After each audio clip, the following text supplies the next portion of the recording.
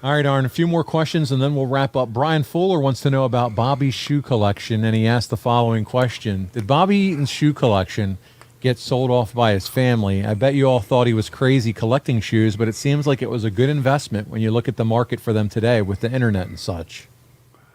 Well, I bet nobody resold them. That's the problem. Bobby had probably 25, 30 pair of tennis shoes, but he wore them all. I don't think it was ever resold unless there's a story that I don't know about. There is?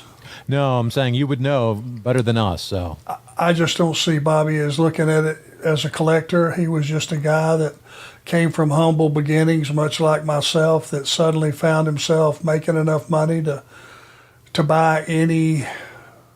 Some guys bought jewelry. Some guys bought bigger houses than they needed. Some bought cars nicer than they needed, more expensive.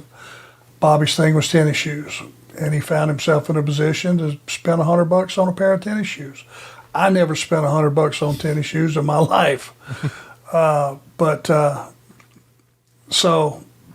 was his thing. But he wasn't the guy displaying them in his closet. He was the guy, if you bought them, he wore them.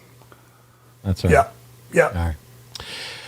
Eric writes and he says he wants to know, with a talent such as Bobby Eaton, did you prefer wrestling him or teaming with him? Both. Can't pick one over the other. He was so good as a tag team guy. We got to the point where we're kind of on the same page that me and Tully and him and Dennis were. We would just give a look, slap yourself on the knee, and when he comes your way, hit him with a knee. You knew what I meant. It was sign language. And I learned so much from him. But wrestling him as an opponent, too, you just really appreciated how good he was.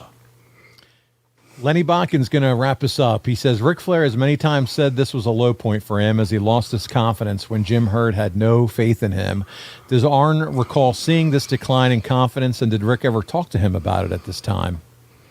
Oh, yeah, it was obvious. You can't tell a guy who's had the career up until that point that he's had, I want to cut your hair and make you Spartacus. It's just, you want to say that again? What?